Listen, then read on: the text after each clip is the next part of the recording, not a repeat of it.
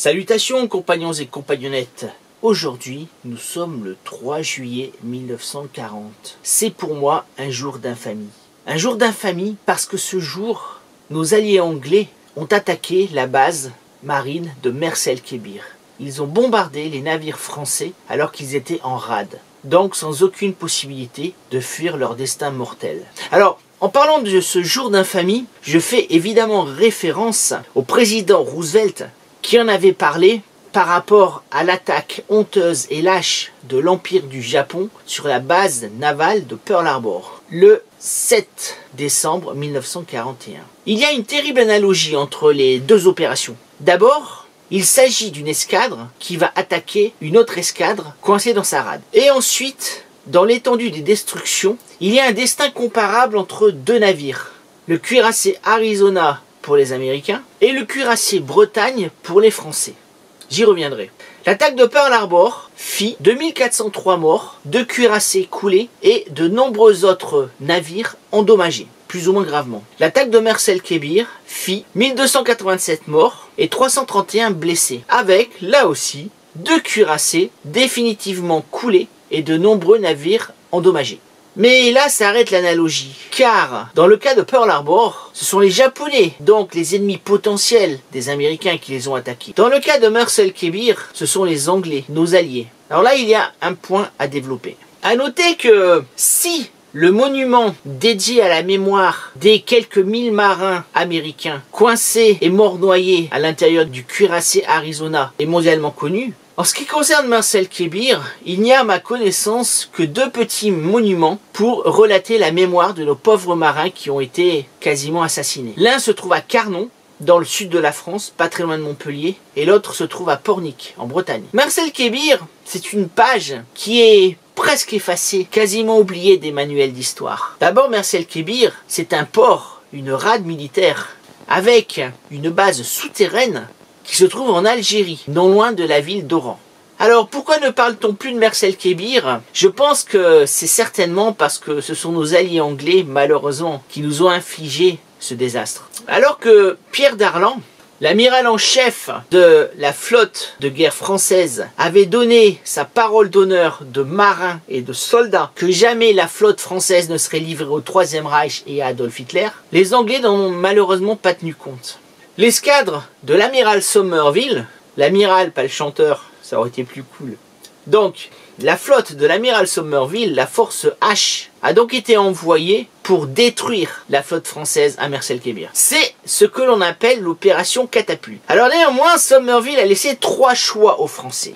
Le premier choix était de rallier l'escadre anglaise et de continuer la guerre contre le Troisième Reich. Franchement, c'est ce que nous aurions tous aimé. Il n'y aurait pas eu de mort chez nous, et quelle gloire, quel honneur pour cette flotte de se battre avec nos alliés anglais.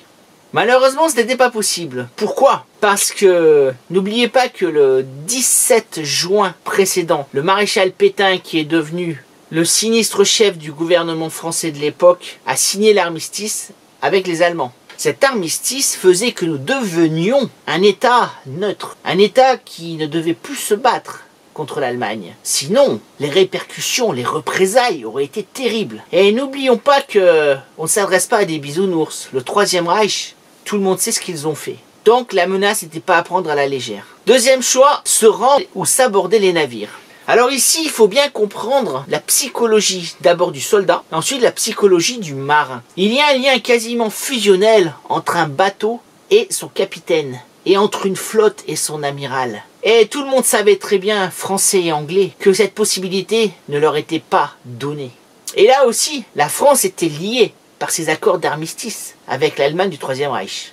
Enfin, un troisième choix, qui était assez bien imaginé. Les Français avaient le choix de quitter la rade et de rejoindre soit les USA ou soit les Antilles françaises. Mais nous verrons encore ici qu'il y a quand même eu une petite hypocrisie du côté des Anglais. Alors, que s'est-il donc passé? J'entrerai dans le détail un peu plus avant, puisque cette vidéo, qui est une vidéo du jour, sera relativement trop longue pour la faire en une fois. Donc je la ferai en 2 épisodes. Alors, que s'est-il donc passé? Suivant les rescapés, l'amiral Jean Soule, qui dirigeait donc la flotte de Mers el-Kébir, se préparait à s'aborder les navires. Ça m'étonnerait quand même. Enfin, c'était la parole de certains rescapés. Mais pour les Anglais, l'amiral Jean Soule aurait donné l'ordre de télégraphier à Toulon, la rade de Toulon, autre port de guerre français, pour qu'on lui envoie des renforts pour prendre la force H entre enclume et marteau. Mais là, ne soyons pas stupides. Certes, Toulon peut rallier Mers-el-Kébir en environ un peu moins d'une journée. Mais que reste-t-il à Toulon, au point de vue navire de guerre? Les principales unités de la flotte française sont à Mers-el-Kébir, d'où le choix des Anglais. Ensuite, nous avons le Richelieu, le plus grand cuirassé français, qui se trouve à Dakar, c'est un peu loin. Nous avons son sister ship, le Jean Bart, qui se trouve à Casablanca. C'est pas tout à fait à côté non plus. Il faut quand même quelques heures pour mettre les moteurs à chauffer et pour rejoindre Oran. Ensuite, nous avons la force X, qui est basée à Alexandrie, celle de l'amiral Godefroy, avec de bien beaux bâtiments, il faut bien l'avouer. Alors que je prenne ma petite liste, il y a le cuirassé Lorraine, les croiseurs Duquesne, Tourville, Suffren et Duguay-Troin, les torpilleurs Forbin, Fortuné et Basque, et le sous-marin Percé. Mais là encore, les Français ne pouvaient pas venir aider les forces de l'amiral Jean Soule, parce qu'Alexandrie, c'est en Égypte. Et l'Égypte, à ce moment-là, est sous mandat anglais. Les navires sont entourés par leurs homologues anglais, qui n'allaient certainement pas les laisser partir. Alors donc voilà, l'argument des Anglais selon lequel Mers-el-Kébir allait être aidé par une autre partie de la flotte française est légèrement circonspect.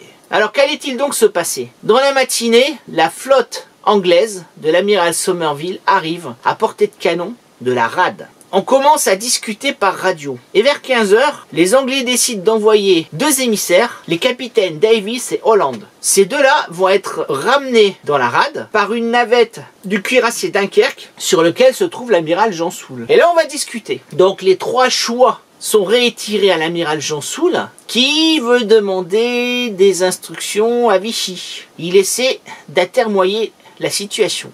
Les Anglais sont vraiment désolés, parce qu'ils comprennent très bien que si les Français ne cèdent pas, et ils savent qu'ils ne céderont pas, alors ce sera le carnage. Donc, échec des pourparlers de paix. Les deux capitaines anglais quittent le Dunkerque, jettent un dernier regard sur la rade, sur tous ces soldats et braves marins français, dont ils savent qu'ils sont voués à la mort, et le peloton des marins leur rend les honneurs. C'est ça l'honneur militaire, même entre ennemis, entre futurs ennemis. Mais voyons un peu quel est l'équilibre des forces, parce que ça c'est intéressant, entre l'escadre anglaise et l'escadre française qui se trouve dans la rade. Alors du côté de Somerville, nous avons un porte-avions, l'Ark Royal, qui jouera un rôle déterminant dans la traque du Bismarck, dont nous avons déjà parlé. Il y a ensuite les cuirassés, le cuirassé Nelson, avec 9 pièces de 406 mm, ce que la Home Fleet, c'est-à-dire la marine de guerre anglaise, a de plus gros. Il est armé en 1930 et donc c'est un navire relativement puissant et très récent.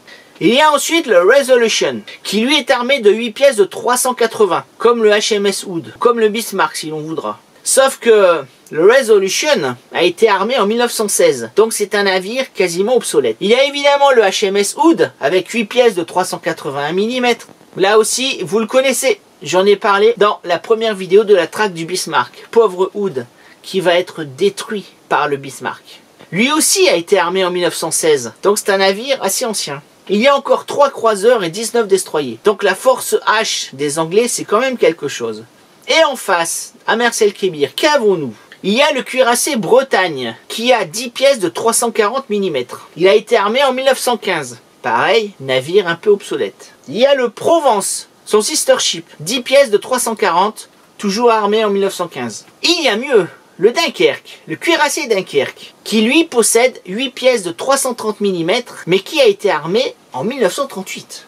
Nous sommes ici dans la nouvelle génération des navires de la flotte française. Il y a également son sister ship, le Strasbourg, en tout point identique. Il y a également des sous-marins, des destroyers, des corvettes, des croiseurs, et j'en passe. À ce moment-là, en Méditerranée, la rade de Mers-el-Kébir, avec celle de Tarente et celle d'Alexandrie, sont celles qui détiennent le plus de puissance navale. Néanmoins, il y a un petit détail qui entre en ligne de compte, c'est que la flotte de Somerville, elle, est mobile. La flotte française, elle, est coincée dans la rade. Alors il faut savoir que un cuirassé, ça ne se met pas en route comme ça. Il faut faire chauffer les chaudières à mazout, un minimum, pour pouvoir espérer sortir du port. Alors que va-t-il donc se passer? À partir de 16 h 50, l'amiral Somerville déclenche le feu sur les navires français de Mers-el-Kébir. Aussitôt les salves commencent à tomber sur les navires de combat.